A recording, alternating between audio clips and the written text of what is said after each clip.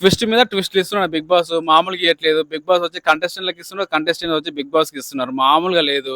So ఈ season అయితే ఈ సండే ఎలిమినేషన్ జరిగింది, సాటర్డే ఎలిమినేషన్ జరిగింది, అన్నీ చెప్తాయి వీడియో లాస్ట్ వరకు చూడండి. సాటర్డే వచ్చేసి సుమనన్న ఎలిమినేట్ అయిపోయిండు. అది అందరికీ తెలిసిందే. సుమనన్న ఎలిమినేషన్లో డేంజర్ జోన్లో ఉన్నాడు, వెళ్ళిపోతాడు అనే విషయము.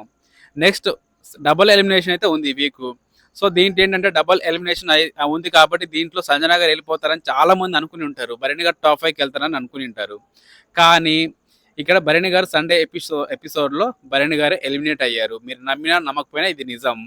సో సంజన గారు టాప్ 5కి వెళ్ళిపోయినారు.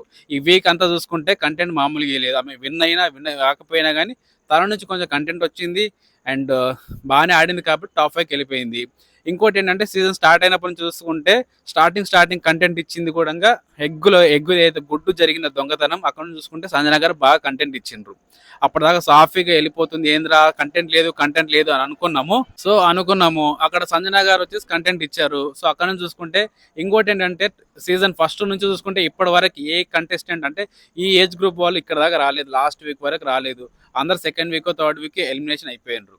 సంజన గారు డెలివరీ అయిన తర్వాత 5 months బేబీని పెట్టి వచ్చి ఇక్కడ దాకా ఆడి గేమ్ మొత్తం స్ట్రాటజీస్ కానీ తను మొత్తం ప్లానింగ్ మామూలు ఉండేది కాదు.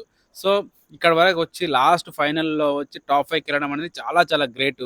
సో సంజన గారు ఫ్యాన్స్ ఎంతమంది ఉన్నారో కామెంట్ చేయండి, లైక్ చేయండి అండ్ వెనకాల ఒక బీజిఎం వేసుకొని ఒక సాంగ్ పెట్టుకొని మామూలుగా ఎలివేషన్ చేయకండి. ఇక్కడ బిగ్ బాస్ హౌస్లో సంజన గారు వచ్చేసి నాగార్జున గారితో మాట్లాడినప్పుడు లాస్ట్ వీక్లో ఇక్కడ నాకు బాగా అనిపించట్లేదు అని అన్నప్పుడు సో నీకు అన్కంఫర్టబుల్గా ఉంటే గేట్స్ ఓపెన్ చేసి ఉంటాయి, వెళ్ళిపో అని చెప్పేసి చెప్పడం జరిగింది. సో వాళ్ళకి సారీ చెప్పి అయినా లోపల ఉండాలి, లేదంటే బయటకనే వెళ్ళిపోవాలి. ఈ రెండే అనమాట. ఈ రెండిట్లో కూడా ఏంటంటే వాళ్ళకి నలుగురికి సారీ చెప్పను, నలుగురు ఎవరంటే ఇమాన్యుయల్కు అంటే ఎవరైతే సేవ్ చేశారో వాళ్ళ నలుగురికి సారీ చెప్పను అని చెప్పేసి.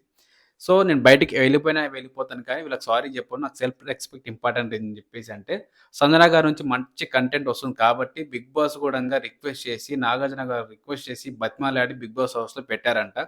ప్రీవియస్ సీజన్ చూసుకుంటే అందరూ మోకాల మీద కూర్చొని నాగార్జున గారికి సారీ చెప్పారు, కానీ ఇక్కడ సంజన గారు చెప్పలేదు. వాహ్, ఇది లేటెస్ట్ అప్డేటు. మరి ఇలాంటి అప్డేట్స్ మిస్ కాకుండా ఉండాలి అంటే కనుక ఒకవేళ మీకు నచ్చి మీకు వర్త్ అనిపిస్తే ఫాలో కొట్టండి నా ఇన్స్టాగ్రామ్ పేజీ. Thank you.